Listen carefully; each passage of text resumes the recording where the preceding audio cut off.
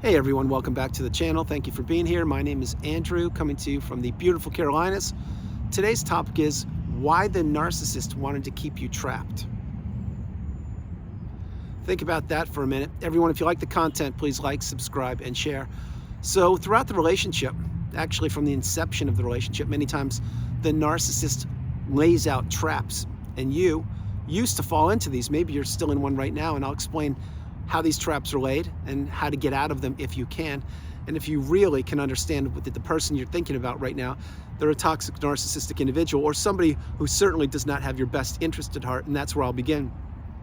Perhaps you are or were a people pleaser, a yes person, a person that did not have boundaries, and a person who believed that another person's words were exactly supposed to be accountable. That's not the case. The truth of the matter is many people's actions don't match their words. Now, getting back to you, if you were a people pleaser, yes person, etc., you now need to understand that the relationship you are exiting or you have exited, it has been very challenging to say the least, because you fell into so many traps. Here will be the first one. When you were in the relationship, were you financially abused? Did you have a good amount of money before you met the narcissist? Then perhaps you moved in with them or got married or relocated, and next thing you know, they have a large amount of large amount of money in their bank, or they claim that they don't, but you have nothing anymore. You're decimated. And why? Because what you did throughout the relationship possibly is you provided a lifestyle for the narcissist because you believed that you could do that in the beginning because you were financially independent, and the narcissist took advantage of this, and then they said, hey, I'll get you back once I get on my feet, once I graduate school, or once I get a job, or once anything happens, I'll get you back. And you're like, sure, sounds good. Well, you trusted the narcissist, but you didn't know that they were a narcissist. So as soon as your bank account ran dry, what happened? Well, that's when the narcissist usually will kick you to the curb and discard you or move on, or say that you didn't contribute to the relationship at all. They will come up with any excuse possible to invalidate you and to kick you when you're down. So financial abuse would be one of the traps the narcissist lays. They will come at you from all different angles. Oh, you have more resources than me. Can you just put a roof over my head, or just get me through school, or just pay the phone bill this month, or just buy me a car, or just do this, or this. And when you don't have the wisdom, when you don't know what narcissism is and that it's prevalent on the planet, and you are an empath or a kind, loving person, you can really be ripe for the pickings, which means you can be taken advantage of so much. And the narcissist knows this. The narcissist lays out traps. Each and every relationship they encounter, there is a reason for that relationship, because that person has something that the narcissist wants, or that person has something that they can provide for the narcissist. And again, when you don't know that there are people, maybe your neighbors, maybe your immediate family members, maybe people you work with, or in hobby groups or communities you're a part of, when you realize that people, many of them don't have your best interest at heart, they sincerely don't, and many of them do not want you to succeed. When you wrap your head around that, and it's a tough pill to swallow, then you really can be honest with yourself and say, okay, yes, I was taken advantage of, I was manipulated, I fell for the mask, which is by the narcissist, but I'm healing, and I'm learning, and I'm growing, and I'm becoming awakened and aware, educated and empowered. And I won't do what? I'll tell you what you won't do. You won't fall into another trap laid by the narcissist or any other individual. Here's another one. Let's say you had kids with the narcissist, or you were a stepmom or dad. Well, what did you do there? You were with them, i.e. the narcissist, for a period of time, and you raised the kids. You provided a role model for the kids. You taught them right from wrong. You took them to school or practice, or picked them up and celebrated with them, and you were there because you're a loving individual. That is something the narcissist lacks. They lack love. They lack empathy. All they have is fakeness. They have fake everything, including fake humanity, because the narcissist cares about one person, and it's not you. It is themselves. But again, that trap was laid out for you, because what happens, and please play this many times, this part of the video, when people fall into romantic relationships, or maybe they're just, they meet the narcissist's children, okay? When they meet the kids of the narcissist, first of all, they don't know the narcissist is a narcissist. That is a very difficult pill to swallow. But second of all, they get close to the kids, and the narcissist knows this. So what do? They have you do anything you can with the kids, take them to the park, take them to the movies, spend time, basically love and be around them, and help them have a great foundation. But then as soon as the kids get older, or when you don't appease the narcissist any longer, what do? They cut out your access to the kids or the grandkids. And this happens all over the globe each and every day. It's called parental alienation, if you will. And there are many other terms for it, but that was a trap that perhaps you fell into. You got too close, or you got close because you're a human being and you're a beautiful, bright, shining light. You got close to the kids and you spent time with them. But what was happening the whole time you were spending time with the kids? You were getting peppered with the smear campaign, whether you knew it or not, because that's what happens. And then again, at a later date, the narcissist will weaponize the kids against you. In other words, they will close the doors and you can't communicate with them any longer. And that is a very, very tough pill to swallow. I know I've said that 3 times, but it's true. Because when you've invested a part of your life into children, into raising them, into providing for them, and you have no longer access to them, that's not good. So that's another trap the narcissist set for you. Another trap is marriage. If you got married to the narcissist, this one's very simple, and it's not going to be fun for me to say it, but it's real. The narcissist took the vows with you. Well, your vows were to honor and to cherish and death do you part, things like that. In other words, to grow old together and to be there for the other person. That's not what the narcissist said. They said, okay, I have a ring on my finger now. It looks good to the exterior, to the outside world, that actually I can fall in love when I can't, but it will make it look like I can. And now I have built-in supply. I can abuse this person, which was you, behind closed doors. I can gaslight them, stonewall them, give them silent treatment. I can triangulate them. I can throw rage fits on them. I can do whatever I want to, because no one's going to see this on the exterior. Only that person that I can abuse behind closed doors. So when you were in that relationship, let's say you did get married with them, or even if you moved in with them and it's a romantic relationship, and it doesn't have to be those, but that's the part I'm talking about, because I'm talking about marriage here. But when you did that, you believed that you found the best relationship on the planet. You couldn't believe this person was single. They were saying all the right things to you. They were mirroring back what you wanted to see. They were future faking with you. They were telling you anything you wanted to hear so they could get that wedding ring on their finger. And again, side note, the planning for the wedding, if you actually had a wedding with guests and all that kind of thing, that gives the narcissist supply from the minute you ask them to marry them until the minute those guests leave. You really need to get that message. That is built-in supply, sometimes for a couple of years, depending on how long the engagement is. But as the thumbnail mentions, that the traps that the narcissist lays and why they wanted to keep you trapped, marriage was a huge one, because they wanted to appear as if they were having a great life on the exterior. That's why, I'll tell you another trap in a moment, but that's why when you're in these relationships, let's say you did marry the narcissist, you're trying to get back to that love bomb / euphoric stage.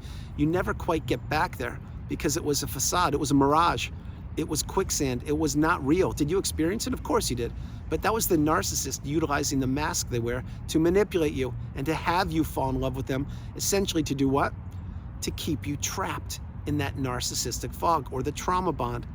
That is exactly what the narcissist does. Remember, it's a cycle. It goes around and around and around. And you need to remove yourself, and you need to go no contact and block the narcissist. Delete all flying monkeys and people associated with them, if not now, when? If you can't do that, utilize gray rock, which means just become dull and boring and get off the radar. Don't overshare, don't share, don't communicate. Just be very boring and let them and starve them out of supply. That's what you should be doing. Another way the narcissist keeps you trapped is social media, a huge one. So before you met the narcissist, you were on social media maybe, and you were looking at people's pictures and swiping left and right, and whatever people do, I get it. Point being, lo and behold, you encountered the narcissist. But what was happening behind the scenes? Well, they were probably, or perhaps, spying on your social media before you even met them, because maybe they knew a friend, maybe you had a friend in common, and they were learning all about you. They were figuring out what made you tick. In other words, they were doing their homework on you, or their reconnaissance and trying to figure out how they get close to you. That is a possibility. I'm not saying it happened, it's a possibility. But one day, let's say that you actually did meet the narcissist. Okay, well, the relationship was going well. And then you started looking at their social media, and you look at that and you're like, wait, this person has been to Tahiti, to Rome, to England, to France. Like, they're living the life. This is amazing. And you fall for that, and you're thinking, wow, this could be great. I could take them to the other countries they want to go to. Wow, we could build a family. We could get married. We could really have a life here. And guess what happened? That's right, you fell for the trap again. Only this time the trap is a huge, all part of the former traps I mentioned. It's a culmination of all of them. Perhaps wedding, children, travel, money. And now you fell for the social media trap, because all those places they claim to go to, looking back, maybe they were filters. Maybe they were taken from Google, and they were using airbrushes or whatever these people use these days to make it look like they were there, photoshopped, and maybe they were never there. This happens over and over and over again. I'm not saying that that is your situation or circumstance, but it's possible because the narcissist needs supply. And one of the main ways they get supply and trap people is social media. Think about dating apps. What's a dating app essentially? It's a cesspool for narcissism. It's a cesspool for toxicity. It's an area where nothing happens other than manipulation many times, not always. There are people that have met kind, loving people on dating apps, I get it, but the majority of the people on the dating app are either looking to take advantage of you, ghost you, steal your energy, steal your money, kick you when you're down. And many people that are on those dating apps, side note, they're vulnerable. They really are. They believe they can't meet somebody in real life, like walking down the street or in an organization. And I'm not saying that is or isn't true. I'm saying be careful of dating apps. They're really, my take is they're not good for you. I would not be on one in a million years, and I suggest that you're not on one. But all these things I'm sharing, the narcissist wants to keep you trapped on social media. Let's say you get discarded post-relationship, you're discarded. What happens there? Well, there you begin to play the peeking game or the blocking game, which means you block the narcissist, you unblock them, you block them, you unblock them. Now that is not the path. That just so happens to be what most people do because they're caught up in the trauma bond and they don't know how they got there, and they're captured in the narcissistic fog, and they didn't even know that that thing existed, but that's where they were living for years, maybe even decades, and they're trying to break free from the trauma bond. So that's why many times people block the narcissist post-relationship and then unblock them, and they're trying to wean themselves out of the relationship even though they don't even know they're doing that. The other thing is people peek at the narcissist's social media. I hear this every single day, and vice versa, that the narcissist is peeking on your social media. Why would the narcissist be peeking on your social media after years? Why do you think that would happen? I'll tell you why it would happen. Because they're low on supply and they are a stalker, and they're looking at your social media, seeing if you've changed, if you've healed, if you've grown, if you've become awakened and aware, and how you are looking, doing, speaking, acting. In other words, if you've put yourself back together. That's one reason. The other reason is because they need supply, and the current source of supply may not be cutting it. Who knows? The whole point of this part of the video is to let you know, social media, you really should know the people that you're connected with if you can. If you can't, really watch what you say, watch what you share, do not overshare. And remember, social media can be weaponized against you. That's what the narcissist did. That's why another way they kept you trapped. The narcissist wants to keep you trapped any way they possibly can. Let's think again, post-discard. Okay, you're healing, you're doing great, everything's going well.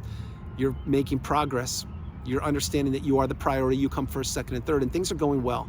You're not quite where you want to be, you're not at the pinnacle of indifference, but you're getting better and stronger. And then lo and behold, what happens? You get a phantom package at your door. You get a email. You get a correspondence from a flying monkey. And all these things, what are they? They're hoovers. What's a hoover? A hoover is when the narcissist is trying to test the waters of you, test the temperature of the former relationship, if you will, to see if you will rekindle it one more time, to go back for another round of punishment and abuse and manipulation, lies, the smear campaign and destruction. And my strong suggestion here is to never accept a hoover. If you did receive a hoover, drop comments below, share it with the community. Let us know how it went. I'm sure it did not go well. If you did not get a hoover, that's a good thing. That's a badge of honor. You should not want a hoover, no matter if the relationship ended recently or 20 years ago, because all that means is you crossed the mind of the narcissist and they want to get back into your mind again. I'm not saying they want to get back with you physically or anything other than that. I'm saying that they want to plant seeds in your mind. And that's another way they keep you trapped, which is your mental capacity. Think about all the memories you shared with the narcissist, all the experiences you went through, everything you did, all the trips, the vacations, the barbecues, everything you did. Okay, well, you have to replay those in your mind post-relationship. And you have to process those and learn from them and understand, yeah, the narcissist was there, maybe physically, but mentally were they there? Probably not. They were probably mentally checked out, getting your replacement or the new supply. That's probably what they were doing. And another thing is, the longer the relationship goes on, the more jaded and bored the narcissist gets. So they do need to find your replacement. That's how these things work. That's how the cycle continues.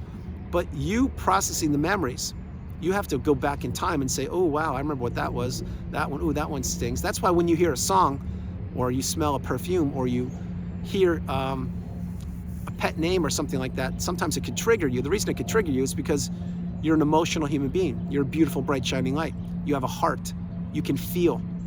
None of these things matter to the narcissist. The narcissist just moves on like a snake in the night because they don't have a heart. They don't have feelings. They have no empathy. They have no love. They don't care about anybody but themselves. So they can just move on super quickly because The next relationship they're going to become a part of, it's going to be the same thing that happened with you. It's just going to be most likely in a quicker cycle, and the abuse will continue to ramp up because the narcissist is aging every day, and the aging narcissist is not a pretty sight to see. But you have to heal. This is another huge one for you. When the relationship is over, you do have to heal. You have to introspect. You have to process things. You have to learn the definitions in the glossary on the narcissistic abusive cycle, like what is narcissism, what is gaslighting, what is the smear campaign, object constancy, hoovering, all these things. You have to learn those things. Does the narcissist need to learn those things? No. Why? Because they're masters of them. They learned those skills years ago. They may not know the terms for them, but that's what they do. It's their nature. So they don't have to learn anything about it. You have to learn it and process and realize that, wow, I was triangulated for 8 years. Oh my gosh, that's what gaslighting was? That's why every time I try to say something, my sense of reality was doubted. And triangulation, my least favorite thing these people do. Yeah, you had to wrap your head around that. How could somebody try to drive a wedge between you and the relationship with the person that you fell in love with and the person who claimed to fall in love with you, but they're always trying to divide the two of you? Well, there's triangulation 101, and that's not a funny thing. It's a very challenging and toxic thing to wrap your head around. But all of these things and more, you have to learn. You have to process what these definitions mean. The narcissist doesn't. All they do is fine-tune their skills, and they dump these new tools on the new supply. That's why the cycle continues to go on and on and on, but it needs to go on without you. Another way they keep you trapped, trauma bond. Think about that. That's the main reason you were in this relationship, because you were bonded. You were trauma bonded with the narcissist, and they knew what they did with you. They knew exactly where they placed you. They knew it's a place that you did not know existed. They also knew it's a place that you would most likely not figure your way how to get out of it. But guess what happened? Funny thing happened on the way. You found the wisdom. You typed something in the browser or search engine or YouTube, like spouse won't talk to me. When you did that, light bulb moments left, right, and center. What that means is you saw a video or you read an article. You said, oh my gosh, that's what my spouse did. Check, check, check, check, check. Everything is checking all the boxes. And then you say to yourself, oh my gosh, no wonder I could never get along with them. No wonder they kept on doing A and telling me they were going to do B. No wonder they were coming and going at all different hours of the night. No wonder they were spending more and more time away from me. No wonder they were gaslighting me, etc. All these things that happen, they happened on purpose to you by a person who placed you in the trauma bond. They knew exactly what they were doing. They knew they could take you really high on that roller coaster of emotions, and they knew they could plummet you about as low as possible, take you high, low, and then they knew they could push you away and draw you back in. The push, pull, high, low. It's a roller coaster of an emotional ride. And this is on purpose, again, to keep you off balance so you never figure them out. And so you don't escape the trap or the traps that they set for you that you fell into. There are so many more traps that the narcissist set that an 18-minute video can't do it justice, but I illustrated about 5 or 6 for you. Understand this.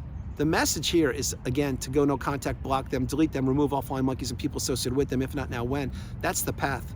Understand the message. So guys, you will no longer fall into traps once you get the wisdom and apply the tools that I provide for you. Pay this video forward to anybody who could use it and play it often.